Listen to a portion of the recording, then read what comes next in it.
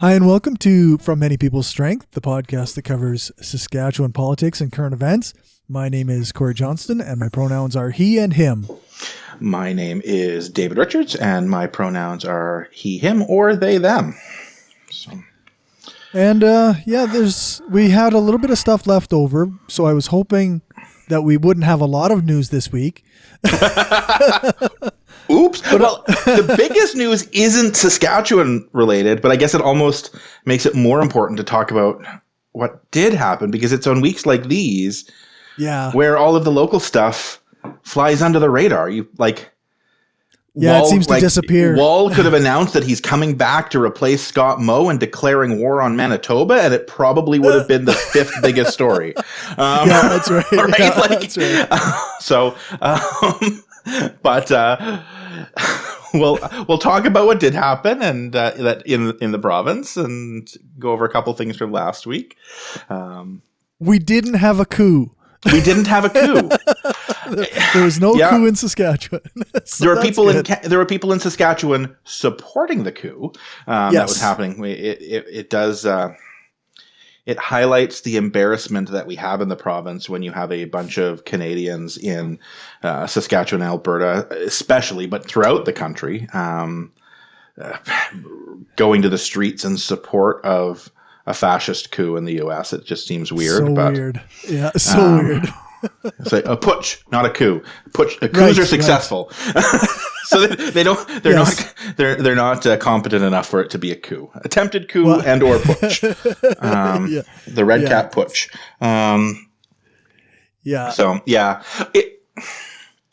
It does kind of highlight, though, from time to time, there was a little bit of smugness I heard, in the province about, we may have our racists here, rednecks here, but at least they're not as bad as the U.S.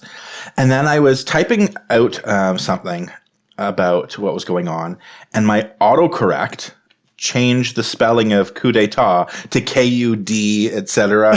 And I was reminded, when Rachel Notley won in Alberta, this same thing happened there. And I guarantee you, when the NDP eventually win in Saskatchewan, because ideally in a democracy, you do have a changing of, who's in power from time to time. Even if it's a party I like, I don't want them there forever.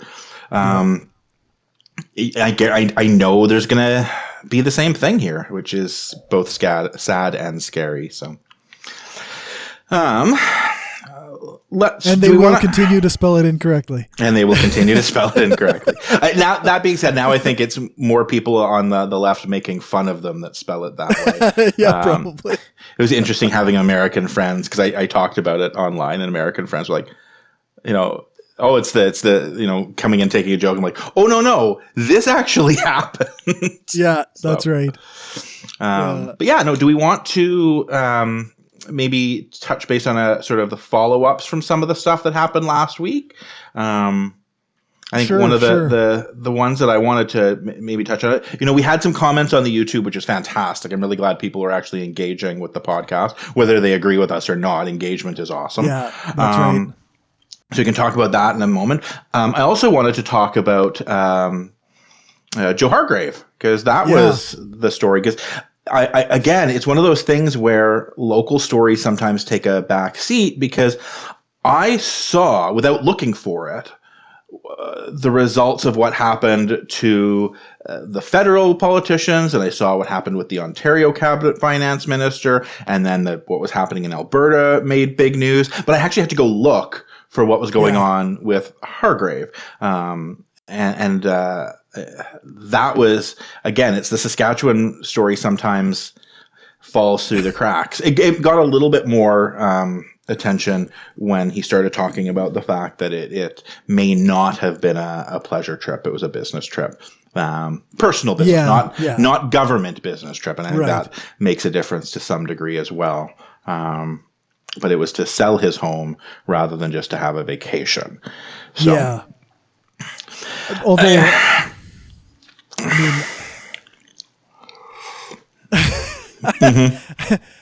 I think I read that his wife also went with him, or am I thinking of somebody else? So I didn't see that, but it very well could have been. Like, I don't know. It sounds a lot like a vacation. Well, if like the timing on it, right? I think he traveled on the 22nd and he was back by the 25th, I think, or the 26th. Like it was over Christmas. But it was still short. He was only there for a couple days. And technically, Canadians are allowed, like Americans can't come here, but Canadians can go there as long as we quarantine when we get back. So yeah. Be like, it's important to be above board. He probably didn't technically break any of the guidelines or the mandates, either provincial or federal. Yeah. Again, from an optics standpoint, not the greatest. So like that's, and it is still personal business, like the selling of the home. Again, a lot of other Canadians wouldn't make that same call. I can understand why he would want to do that, especially with the understanding that things could get worse in the U.S. So he may be worried about property values falling or things of that nature. So though, like giving him the fair shake on that. As much benefit of the doubt as possible. Much benefit of the doubt. And I believe he stepped down from cabinet, did he not? Yes. He was the Minister of Highways? Yeah. So Highways Minister, and he stepped down. And I saw a couple people posting, and I don't want to call you out, I think you may have something similar. This whole idea that, stepping down from committee work isn't a real punishment. I would disagree on that, because committees are how policy gets made, and like that is where you have influence and control, and cabinet especially, because stepping down from cabinet has a pretty significant financial cost to someone. Like this cost him more money in the long run than he would have lost by not selling his home. Like whatever losses he may have taken. He lost more money by losing his cabinet post. We'll see again. This is one of those ones where if in 2 years he's quietly shuffled back into a portfolio, and no one makes a big deal about it at the time because we've all forgotten, it'll have not be front of mind. I kind of talked about that last week too. I wish that had been the consequence a week earlier, rather than saying nothing's going to happen and fighting it, and then. It's not quite the same. There were, I believe there were people in Alberta who, like, Jason Kenney said, okay, well, like, you won't be getting a cabinet position again. Like, you're just done. You're just done with this. Yep. And, fair enough. And I think, to some extent, I think that is, I think especially in the case of Hargrave, I honestly do think that's fair, because the requirement that he stepped down from the MLA position, maybe, but like he didn't break the law. Again, it was true. Yeah, it was bad judgment. He didn't violate any mandates. I think for me, where I got the most angry reading this story, was just when all was said and done. He apologizes. He talks about the stepping down, goes through, it was business, da-da-da-da-da. So he has this contrition, and I think it would have been fine, talking about, I apologize for this error in judgment and returning to Canada as soon as my self-isolation period in California is over on January 5th, he said last week, which that is weird because he's talking about isolating in Prince Albert for 14 days. So, and I thought he was already back. So there's some sort of little muddled things there as whether he's still there or not. But after he did that, after he showed contrition, he then had to be a dick about it. Because he then starts talking about how the only reason anyone is attacking him is people on the left don't like success. And that they're only attacking him because he owns a second home and they don't want anyone owning a second home because we are just jealous. I'm like, okay, but also fuck him for owning a second home. I don't care. That's not why I was mad, but also that's no good. You know what? Again, this is where we disagree. I want a much stronger social democracy at the end of the day, and in the system we currently have. Again, if we talk about maybe we should have a different system, that's fine. But in the system we currently have, you're allowed to have nice things, and he's allowed to have nice things. Everyone draws the line at how nice is too nice at one step above what they have, right? Like, there's a lot of people in this world who would look at the way you or I live and would say that is too much extravagance, right? And wherever you are on that pecking order, unless you're really close to the top or really close to the bottom, most people draw the line at what is too much extravagance at one or two steps more rich than themselves. That's probably true. So I don't begrudge him, having a vacation property. I don't know the circumstances around how he saved up for it or anything like that. But that's not why people are angry. Like, people are not like, yes, I'm sure there are people who say no one should own two homes when there are people who don't own one. And it's the no one should eat dessert when there's people not eating a meal, right? I still eat dessert. You don't get to go back for seconds if nobody has had a first. Right. And where's the line on what seconds and what isn't is up for debate. But again, that's not why people were angry about this. Like that to try and make yourself a victim because, people are attacking me because I'm successful. That in my mind just completely undermined any sense of contrition he had previously, because it shows he doesn't get it, right? Like, again, I was with him all the way up till that point. I'm like, you know what? I'm reading this article about it, and I'm like, all right, you know what? Fair enough. They pulled the fat from the fire. It's a matter of he said he's sorry. He seems actually contrite. They're doing the right thing by stepping down from cabinet. It's probably fair that he doesn't step down from being an MLA. I'm like, I'm on board. I'm willing to come to the podcast recording thinking, you know what? I'm going to get to come on here and say something nice about a Sask party guy. And then he has to be a dick about it. And again, not just I don't want to be tone policing here. It's not just because he's an asshole. It's because he's an asshole and demonstrating he doesn't understand what he did wrong. Yeah. Right. Yeah. Like it's that's, to me, it's like where he drops the ball, because the little jab he got in just, it's like he's intentionally trying to demonstrate that he doesn't understand. And that's what pissed me off. So, yeah, no, that's fair. This is, we moved past when I thought of it, but this is something that I've seen many times when discussing these issues with people on the right, is that it's always like he thinks that the reason people are mad is because he had a second home and he sold it and he's very successful and we're all very personally jealous of him. Yeah. No. He also doesn't understand the argument that I might make about why he shouldn't have a second home. Yeah. He doesn't understand any of the things that he's done wrong, let alone like. Yeah. It's always defaulting to saying it's due to jealousy. And that's it's like, no, I'm sorry. I'm not personally jealous. Yeah. And it's one of those things where I've heard that argument from the left at times, but almost always jokingly, right? Like because I like, no, you're just jealous of how fabulous the queer community is, right? The reason you're homophobic is you just wish you could be this awesome. Okay, now that's actually true though.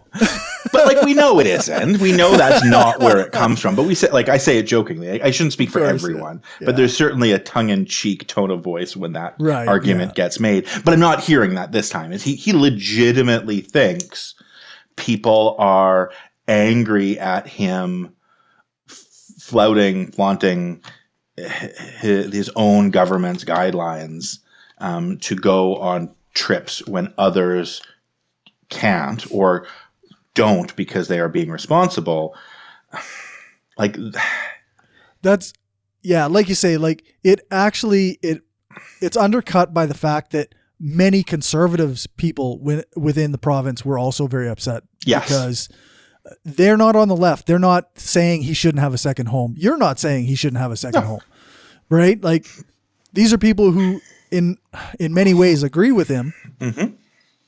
They're mad because they have to be locked down and can't have family over, and he gets to go to California. Yeah. Yeah, you know, absolutely. I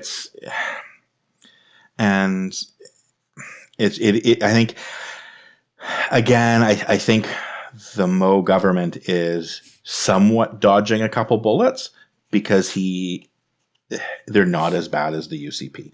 The UCP are getting ripped to shreds next door over this. Yeah. We had one, they had 9. Yeah.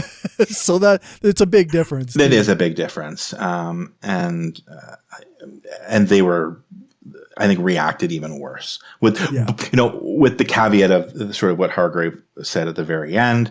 In general, I think the Alberta response was worse than the Saskatchewan. Both were worse than the Ontario one, which again is a conservative government I'm speaking positively of. Again, Ford is very far down my list of people I like. Right. But at least there's sort of this. You could hear when Ford talks about it, his exasperation with these idiots, right? Like, and I don't think he actually flat out called them names, but it sounded like that the guy whose buddy is just ruining it for the rest of them. That's right. Right. It's like, oh, you idiot. And you could hear that tone of voice. And you're not getting that from either of Saskatchewan or Alberta. But again, Saskatchewan also has, or the Sask party also has the advantage of how recent the election was. Right. Yeah. They're not going to lose their spot in leadership anytime soon. Mm-hmm. Well, and it's where I don't think people are going to be remembering that in 2024. They might be remembering how the COVID issue was dealt with, but I like that specific part of it. Yeah. Even COVID in general, I don't think it'll be on people's radar that far into the future. So, all right, what do we want to dip our toes into next? Well, something that I thought was important to mention is the inmates in Saskatoon. And their hunger strike. Yes. They refused trays of food. I can't remember how many days it went on or if it's still going on. I know there was protests outside of the correctional. And this Cory Charles Cardinal, he has dictated and read and written some letters to the Minister of Corrections. Yeah. And I highly recommend people go and read the one from it's on Sask Dispatch. I'll provide a link in the show notes. And I mean they're worried, right? Like they're already people. A lot of people in Saskatchewan are not going to agree with what I'm about to say. Indigenous peoples in Saskatchewan are over-policed, over-prosecuted for crimes that white people might otherwise get away with, and they spend more time in jail for minor crimes. And on top of that, there's a lot of economic issues that have been pushed Indigenous peoples in Saskatchewan into these situations where they don't have what they need, and then end up committing crimes to get those things. And poverty comes with all kinds of like drug addiction and just a variety of issues. And I think it's important to recognize that being in prison doesn't make you a non-human. It doesn't make you less of a person.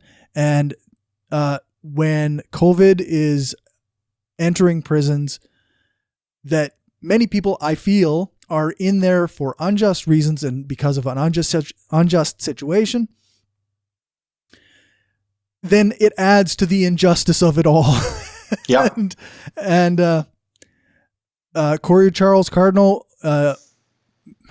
I found his words to be quite moving. Maybe I'll just read some of it if we can. Yep.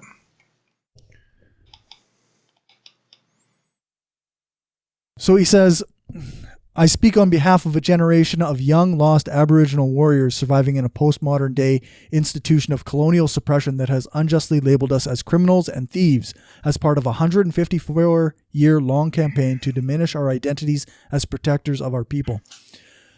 And the whole letter, that's how it starts off, yeah. right?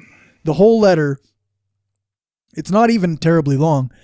It gives you that sense that these are people in this prison that are there, for a variety of reasons, and they've created this kind of community within the prison, and now they're not even allowed to participate in that community because of the outbreaks. And it's the sense that it's a failure on the part of the government, and they're calling for Christine Tell to step down.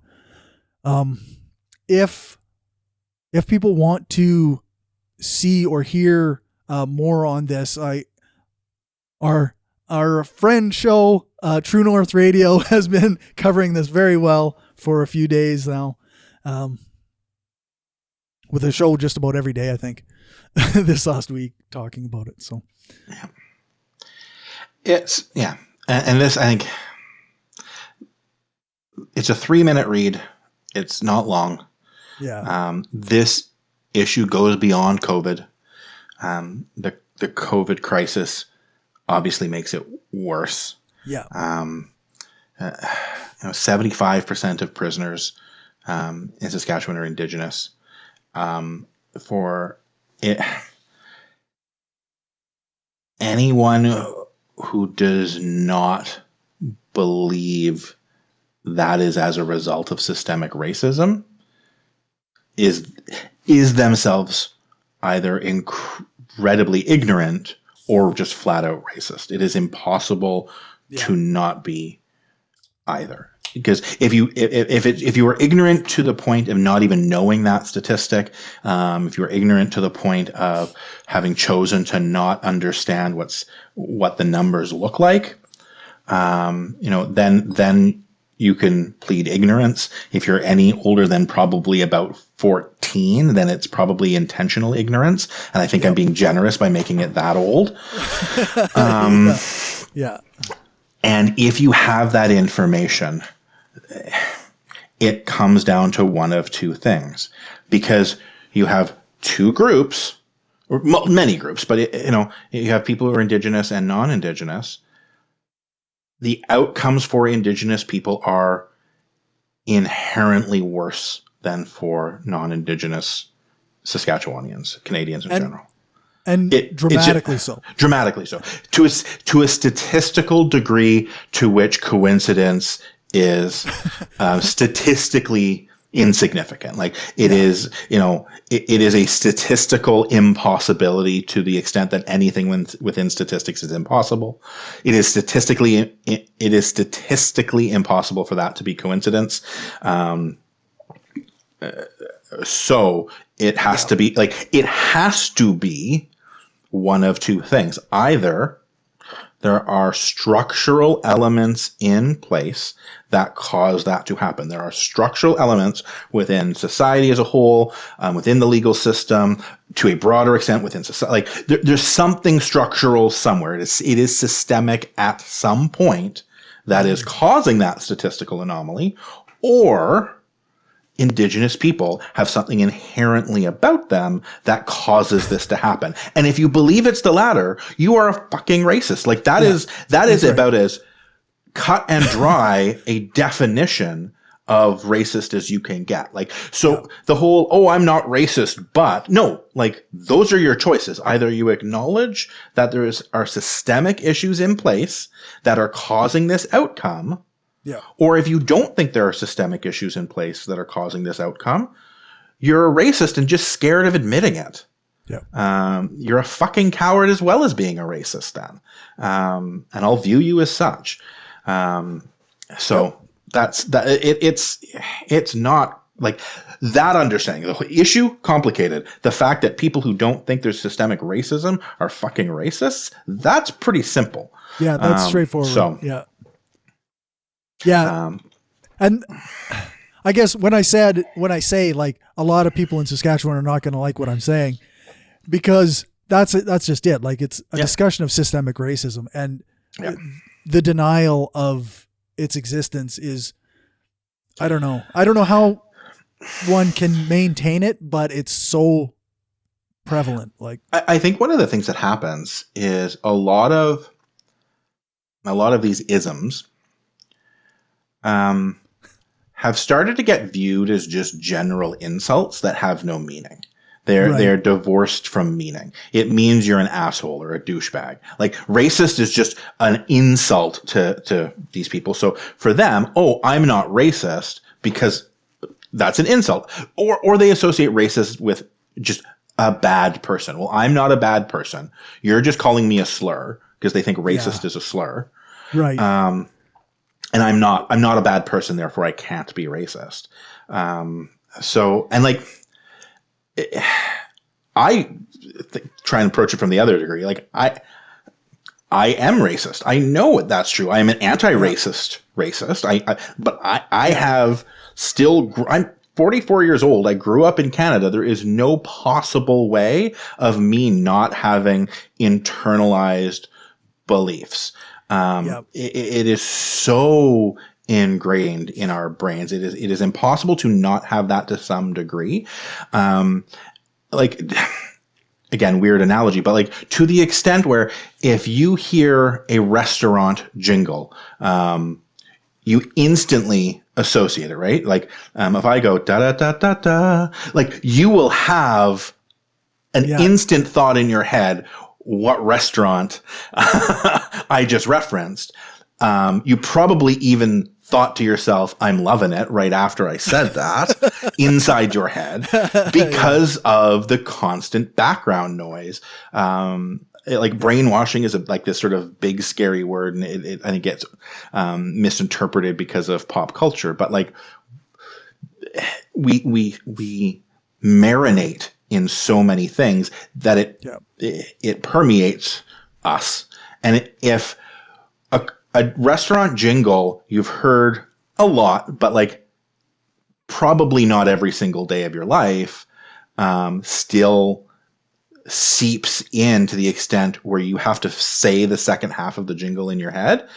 Just imagine what living in a racist society every single day of your life does to your belief. Yeah. You can't just be non-racist. You have to be actively anti-racist to fight through it. And it's going to be a lifelong struggle. Like I will probably die still having racist beliefs in my head that I'm working on getting better at overcoming, and probably never will completely. I'm hoping my children will have even less, and possibly by the time they pass away, they will have completely overcome that. But I think to the extent where people think to themselves, "Oh, I'm not racist," that in and of itself is usually a warning sign. So, but again, there's the degrees, and the those who say there's no such thing as systemic racism are that extra level of of beyond, right? So, but again, it's they view it as an insult. So it's, "Oh, I'm not racist. Oh, I'm not homophobic. Oh, I'm not misogynist," because it's just a meaningless slur devoid of context. It's why people for the last decade used the term feminazi and didn't see anything wrong with that. And then all of a sudden calling someone who's wearing Auschwitz t-shirts and calling for the extermination of the Jewish people a Nazi is, "Oh, you're just using that as an insult. You shouldn't throw those terms around." Yeah. Because again, to them, it's just a meaningless term devoid of context. So that was a rant. Rant number one of the night. Yeah. So. Yeah, but it's right on. Like, I would love to recommend books people could read, but that's also become a thing that is, if you are a person who believes what Ibram X. Kendi has written in How to Be an Anti-Racist, well, then you're part of the brainwashed SJW club. Yeah. If you believe, if you, what was the other? White Fragility. If you read White Fragility and you believe what it says, then you are part of the SJW club, and they disregard what you're saying and think of everything you tell them as an insult. So,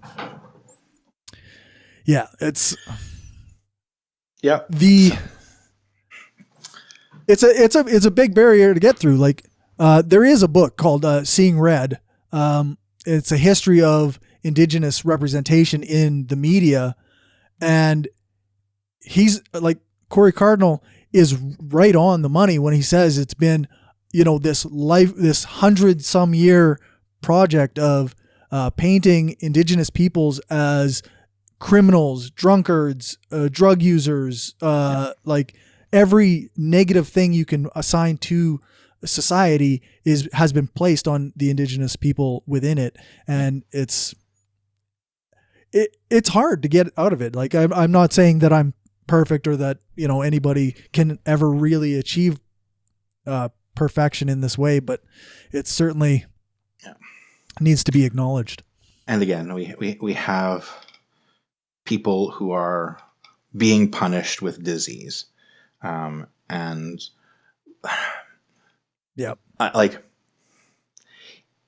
even, I guess this is one of those super jaded perspectives, but part of me has to think, like, even if someone can't find it in their heart for compassion's sake to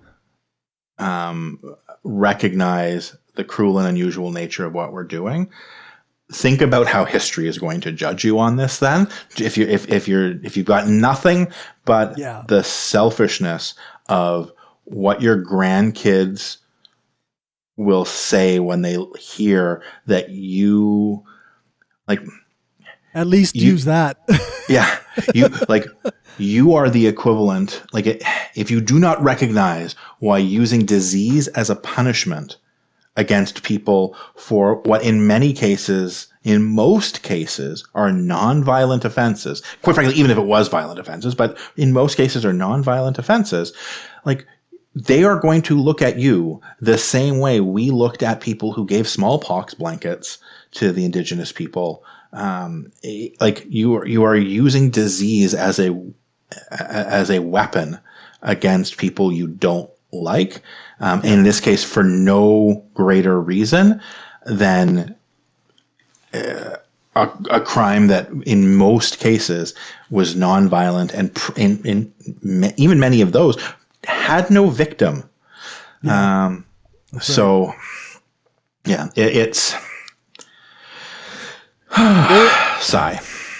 Sigh, indeed. Yeah, I don't know. Not sure what else to say. I think at this point, you and I have probably exhausted what we can say. I encourage anyone to read it. He calls out at the very end of the letter, asking others to step in and I think specifically looking for people who have legal backgrounds to help. But I think he very much, this is one of those calls for allyship, and I don't know to the extent doing what we're doing right now is part of it. But there's some links that are included on the article that sort of speak to what can be done as well. But I think that is what that is. And it's important. Yeah. And I think this will very much go down as a stain on the province. And it just comes down to how much of a stain it ends up being in the long run, depending on how quickly action comes to alleviate. Yeah, that's right. Do we want to? What else we got? Pivot to something more lighthearted? Sure. I don't want to sort of have a jarring pivot, but there's the we got Iceville reservations coming for Yes, that's Ezra's right. place. So while we have dark things occurring, there's some light as well. The thing about the Iceville, booking is going, or at the time of this article, which was the 31st, booking was not going well. No. So there were more than 16,000 people logged on to try and book one of 1,700 spots. So we had more than 10 times as many people looking to get a spot on the ice. And yes, everybody's mad about it, but there's not much that the people who are running it can do. Yeah. It is what it is, right? It's going to be like, I think whoever gets those spots gets to have fun, but it's like anything, right? Like you sit there and you click for tickets for the concert you want to go to, and you're clicking and you miss that and you're mad. Yeah. I am a big fan of the lottery system when it comes to things like this. You put your name on, it's, it's anyone can enter the lottery within the first hour or the first 3 hours or wherever your window is, and then you do it out of that. That only works if you know you're going to have you're going to sell out, right? That only works if you know you're going to have this level of interest. And there's definitely problems with that as well. So like the trouble is, no matter what, the people who don't get a spot are always going to be mad. Yeah. So no matter what system you use, they're going to be like, well, why was that system? I was there first and I should have got a spot anyway. Or, I tried and I didn't get a spot. But yeah. So, but it's kind of neat. Like me and my dad were joking about this because, I mean, you filled up the stadium with ice. Now what are you going to do? Skate on it. Yeah, but I mean, spring's going to come. Yeah. And then it's water. Yeah, and then it's water. Yeah. Water. I'm sure the stadium has a drainage system. I sure hope so. I'm sure they have lots of planning. They didn't do this willy-nilly, right? No. For me, it's funny because it's on a football field. It's this big thing. It's like, I grew up in Ottawa, I lived in Ottawa for many years. I shouldn't say grew up because I lived in a whole bunch of different places, but I lived in Ottawa till I was 7. And then I lived back in Ottawa again, from ages 13 to 15. So I used to just go skating on the canal all the time. So a football stadium doesn't feel like a big deal to me. Right. Little less bumpy than skating on the canal. That doesn't get talked about enough. It's not exactly the safest form of skating because of all of the divots and whatnot. But right, you know what? Yes, it sucks for those who didn't get to go. I'm glad those who do get to go. And if you're amongst those who don't, my understanding is outdoor rinks are still open. Those are still available for going skating on. Outdoor activities are, again, to my understanding, still, listening to others on the science, because I don't know the science, but are still considered far safer than indoor activities. So, when we've had a ridiculously mild winter, all things considered. Far at least, I'd knock on wood. But all right, where do we want to jump to next? Now that we've chatted about. So there's a couple things, I guess. A Saskatchewan-based company is bringing oat milk production to Saskatchewan. Mira Food Group will be bringing its dairy substitute to store shelves this summer. This is from the CBC. And that's cool. I know lots of people who drink oat milk. It's I think it pays pretty well. I'm a cow milk lover myself. I like just I like the OG. Yeah. But I have a number of people in my life who don't, and oat is near the top of the list for the ones they like. So of all of when I also have to drink milk that is not from a cow, oat is near the top of my list as well. So. I have to admit, I tend to avoid milk that isn't from a cow. That's fair. I have. If the option is water or oat milk, I will drink water. But fair. This is still good. It does for baking. If you're baking for a vegan. Oh yeah, okay, yeah, that's fair. Yeah. Which I have, again, I do baking for vegan people because I like, one of my favorite hobbies is baking for people with dietary restrictions, because then I get to get creative. There you go. So whatever it is they can't have, I'll find a way of making foods they like and substituting and twisting and turning. So oat milk is great. But from a larger picture, other than just liking oat milk, I think it's, good for the province. I think, I think, animal-based products, getting on board with substitutions for them early is beneficial. Like I am not vegan, nor am I vegetarian. I really love prime rib too much. But I recognize, I suspect, again, this is one of those things where I very highly suspect I'm going to be that's going to be where I'm the grumpy old uncle or the grandpa that has their grandkids look at them and go, "Grandpa, how could you? You're a monster." What the hell is wrong with you? Yeah. I think each subsequent generation after ours is going to have less and less animal products in their diet. Yeah. So from an economic standpoint, getting on board with I keep hoping they're going to have lab-grown meat so that this ethical issue can stop being part of my consideration.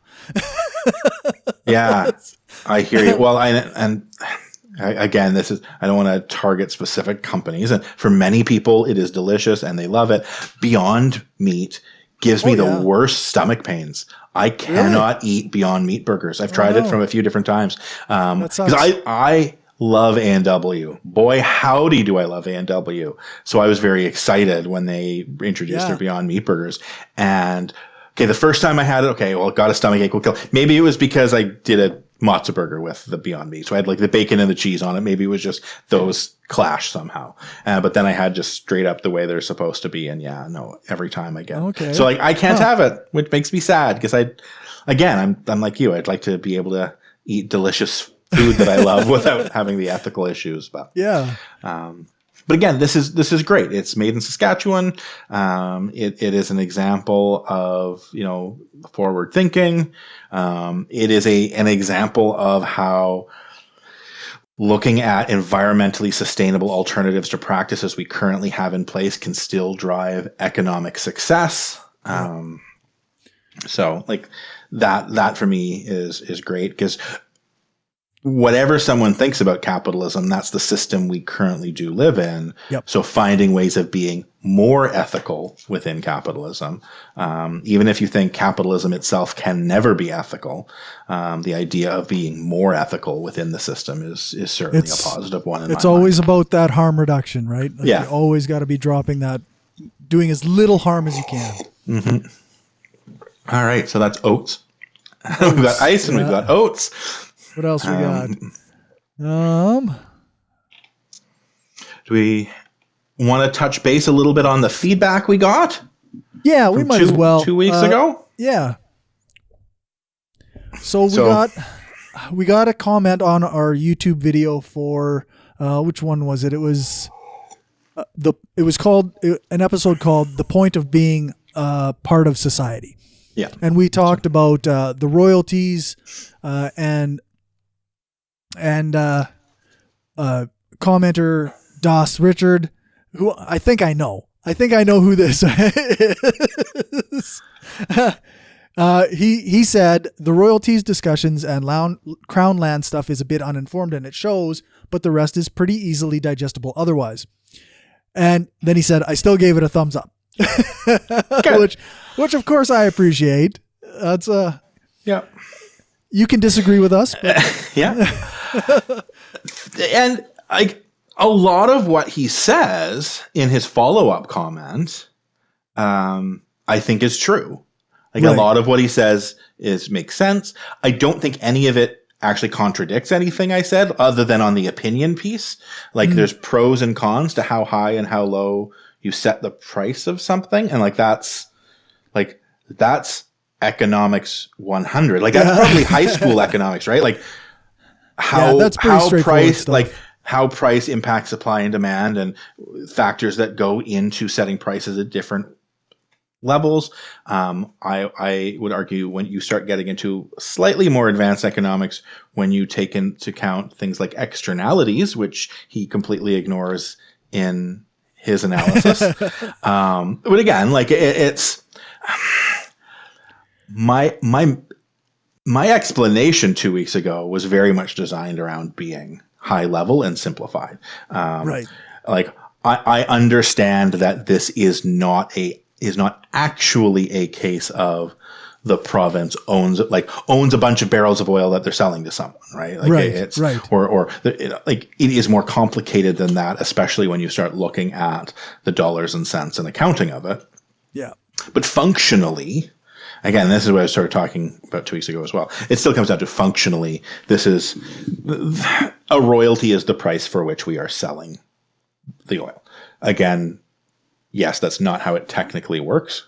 In the same way, like if I own a banana, like if I'm selling bananas and you're selling apples, and you sell an apple for $1 and I sell a banana for $1, and then we each buy the other's produce, we didn't just trade an apple for a banana. Right.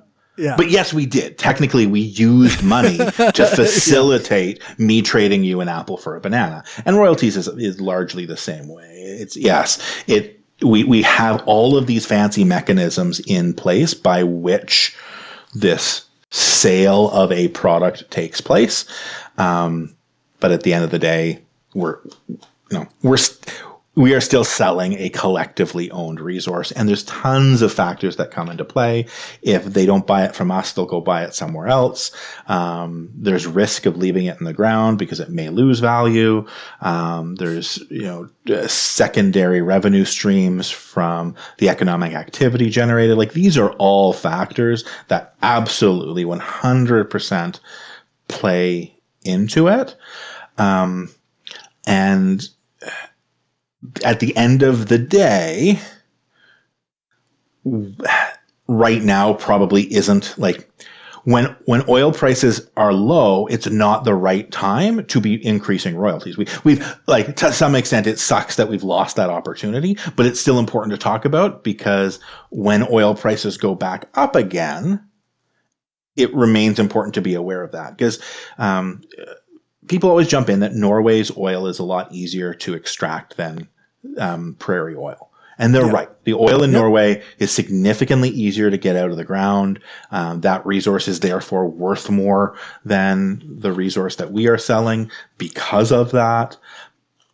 And however, that alone doesn't explain the entirety of I think the money they have set aside that they have gained because they had a more public-friendly pricing structure that didn't bend over for the corporations. Yeah, I think Das Richards' comment betrays a certain what's the nice way to say this? It like he's very pro company, pro corporation in this comment. I think that between, like he says here, you can criticize the Sask government handling of royalty revenue, but no, the Sask boom was created by not cranking up the rates when Alberta Conservative. Yeah, the Cons government tried to. Yeah, like when the Conservatives in Alberta did crank theirs up. And that's fundamentally not true because the price of oil was where it was because of world economic situations. It has nothing, like we did not get that business because of Alberta's mismanagement. we got that because oil was at a premium because we couldn't get it from the Middle East or from like, like there was, and I mean, I even just oversimplified it because it was a complicated situation. Oh, for sure. And he brings up things like this, CPP is also a major investor in oil companies, so we benefit on that end too. And yeah, he's right. CPP invests in energy. You cannot be an investor, it is Canada's investment sector draws upon energy probably more than any, I don't want to say any other country because you start dealing with the Middle East, but definitely more, I'm maybe saying something that I'd want to double check 100% certainty, more than the US to a large extent, and probably more than any other country in Europe or Asia. When you start dealing with Russia, I'd have to check the numbers on that. Middle East, again, I'd have to check the numbers.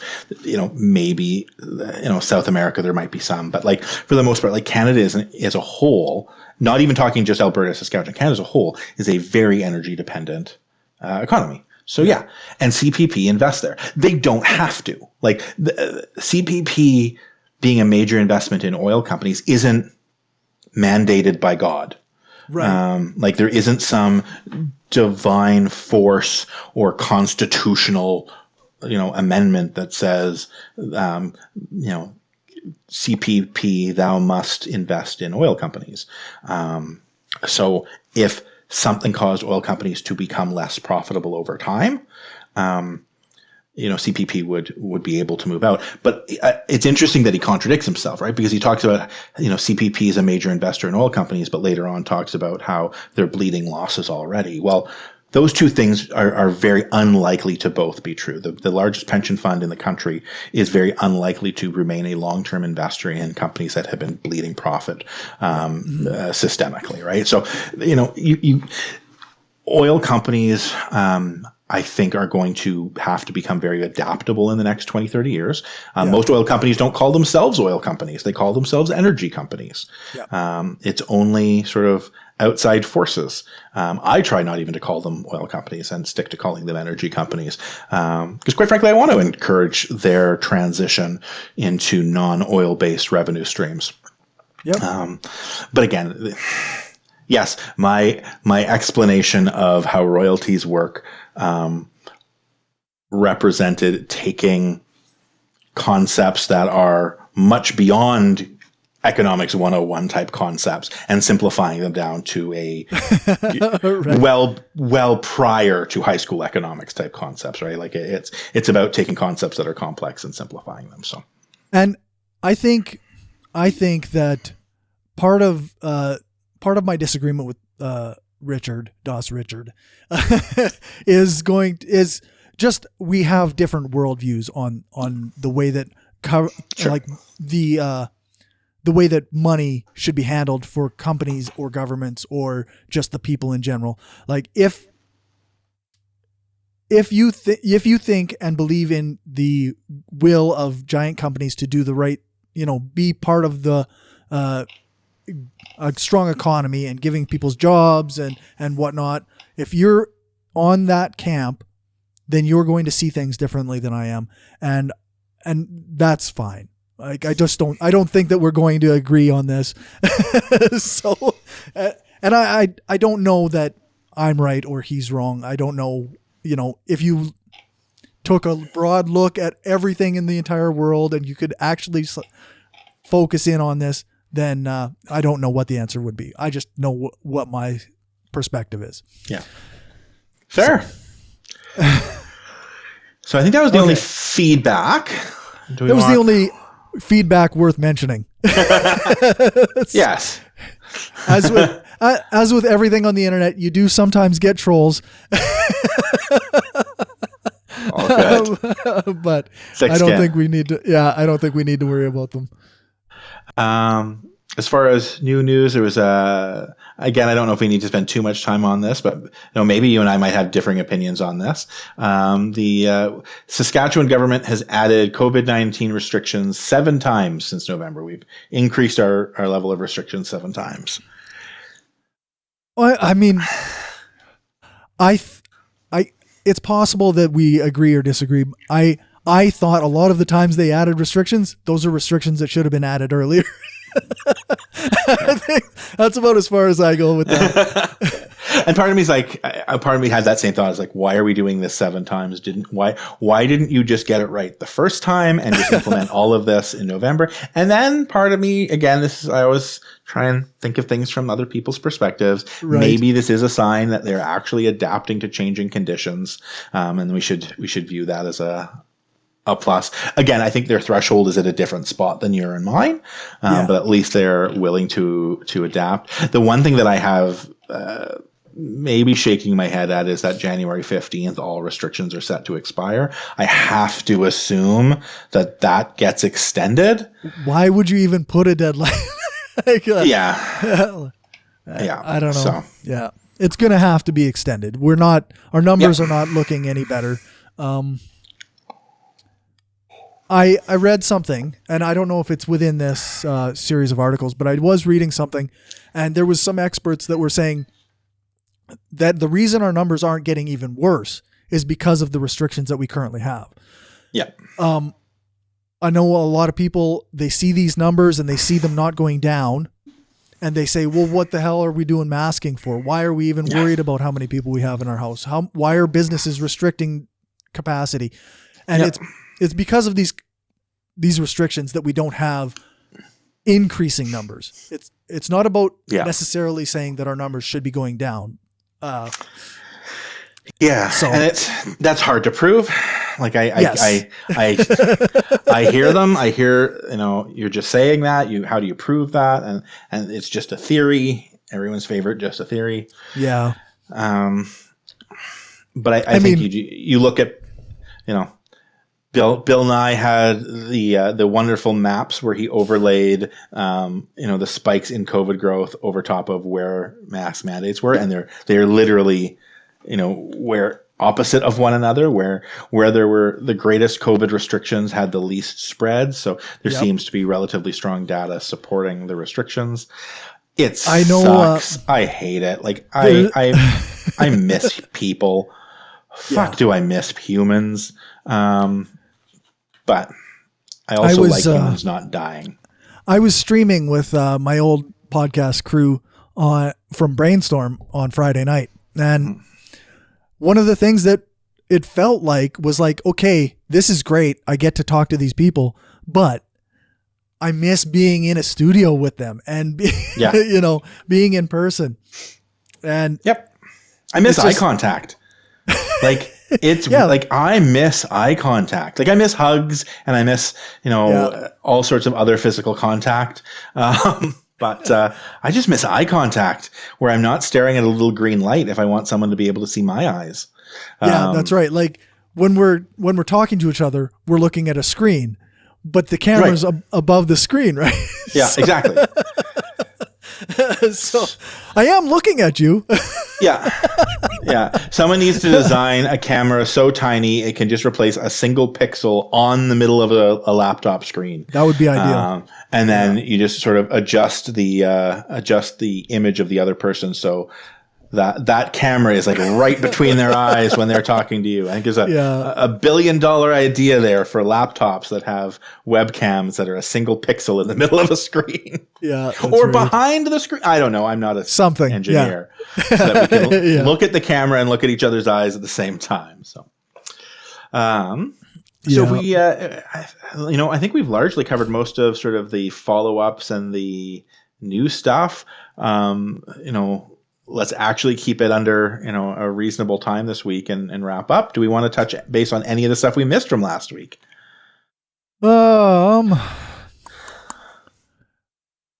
don't know. We've got some leftovers. Super high level again. Speaking of oil, we probably should talk about the fact that we had 400,000 liters spill from a pipeline. Yeah, of salt water went into the North Saskatchewan River. Yeah. Yeah, I haven't heard contaminated water, not oil. So. Yeah, it's from the oil field, right? It's a related issue. Not oil itself, so I should be. Yeah. Yeah, and because it's salt water, depending on the salt content, your contamination level is going to change. And apparently it wasn't salty enough to damage the ecology, according to the people that were in this article. Okay.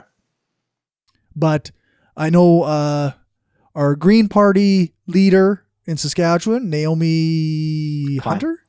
Hunter? Yes. Sorry. Naomi Klein's someone different. Naomi Hunter. Yeah. She's going to be mad at me. If she listens. Probably doesn't. She put out a video responding to it, and I assume she's expressing concern. I didn't actually get a chance to watch the video, but I assume she's expressing concern over this sort of thing. And there's no doubt that if a pipeline can leak 400,000 liters of salt water, then a pipeline can leak 400,000 liters of oil. And this is something we need to be safeguarded against. So, yeah. That's about all I can say about that. That's what it is, yeah. Yeah. So, be important to be aware of it. And then small increase of fees in Saskatchewan and Regina for various things, utilities, recycling. There's the carbon tax impact, water, wastewater. So just in general, it was a news story, but I think let's chalk that up to general inflation. Yeah, I mean, it's not exactly the best time for fees to be going up for most people, but it is what it is, right? Like, yeah. And I think oh, go ahead. No, go on. I was just gonna say, I think, I mean, these fees, they make sense, but still stings. Yeah. Again, it's one of those ones where fees are just user-based taxes. Like, it's taxing based on usage rather than us sharing the burden across the board. So, I think anyone who looks at fees needs to also have a hard look at how do we want to how do we want to divvy up those costs? And certainly strong cases and a lot of stuff can be made for have it be borne by people who use the service.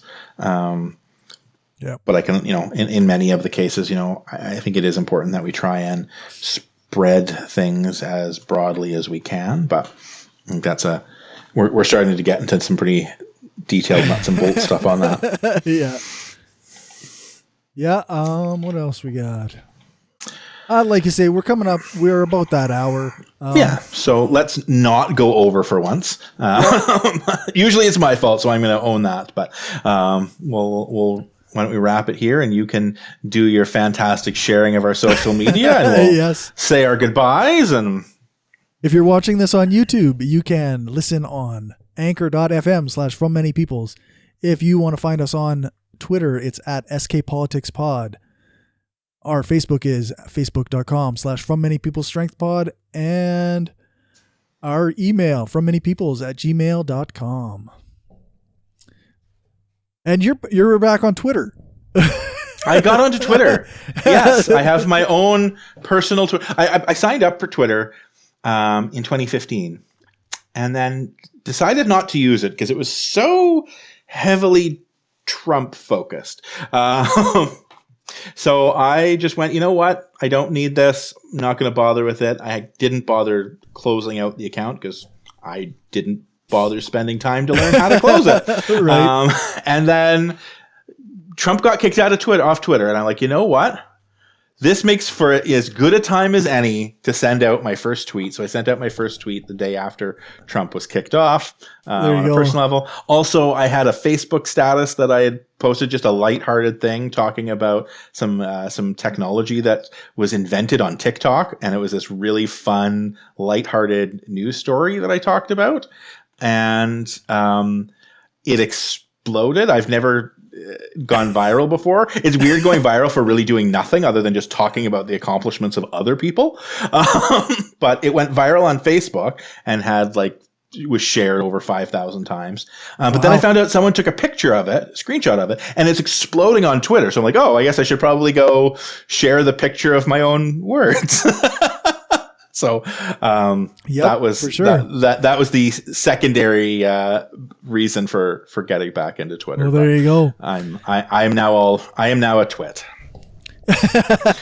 And that's what at DBR _storyteller? At DBR _storyteller is my Twitter handle. I don't know. Yeah, you've got it on this thing. All right, that's me.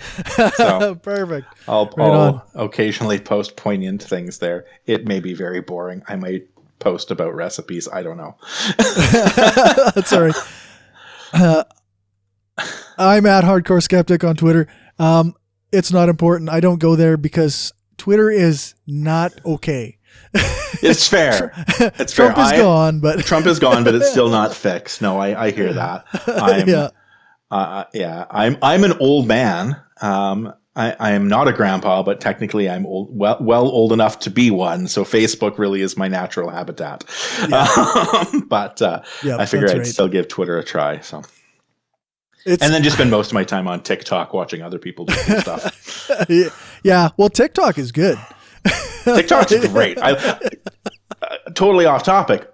For TikTok, I made a decision early on in TikTok to treat it completely different from all of my other social media. On every other social media, I will engage with people who disagree with me. On TikTok, I just adopted this policy of block early, block often. So the second I see something I even remotely am not interested, block, you're done.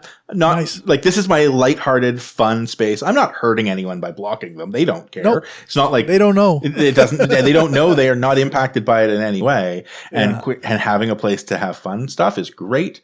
And TikTok, I didn't put in much to begin with, so I just let it pick for me what I got to watch. And literally within a week, it knew who I was as a human and was showing me amazing, fun, incredible things that are just a delight. And it changes over time. And all of a sudden, and I'm sure it did this for lots of other people as well, because someone did something with the algorithm. But right in the middle of the coup, it's like, you are now on baby TikTok. So now I get to just see a whole bunch of cute baby videos all of a sudden out of nowhere, which is completely, because previous I'm on bisexual TikTok, Dungeons and Dragons TikTok, kink TikTok. I'm seeing all of this other stuff.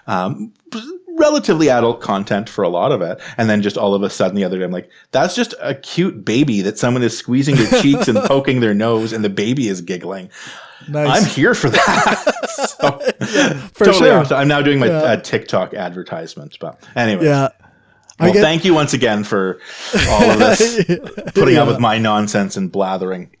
Oh, for sure. It's a lot of fun. I like chatting about Saskatchewan politics every week. Yeah, I look forward to it all week too. So it helps keep me focused when I'm doom scrolling during the week. Exactly. Yeah, there's a purpose to this now. I have to pay attention while doom scrolling, and I can't get bogged down on watching a red cap putsch happening in the U.S. Yeah, that's right. Oh, it's frightening stuff, but at least we get to laugh about it a little bit. So a little bit. Yeah. So yes, well, have a great upcoming week, I should say, and I will talk with you same bat time, same bat channel next week. You as well. All right, take care.